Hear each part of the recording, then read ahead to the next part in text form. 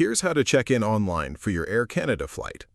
Online check-in opens 24 hours before your scheduled departure. You cannot check in earlier than this window, so if you try and it does not work, check the time on your booking and come back closer to departure.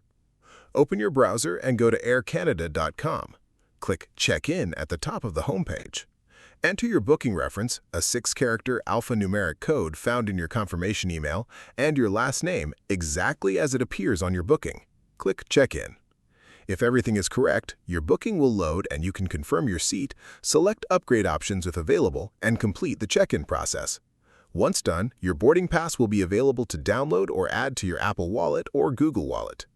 For the smoothest experience, use the Air Canada app rather than the website. The app stores your boarding pass securely and gives you one-tap access at the airport without needing to screenshot or print anything. Download it from the App Store or Google Play and log in with your account or booking reference. If this helped you out, hit that subscribe button for more straight-to-the-point tutorials on Step by Click.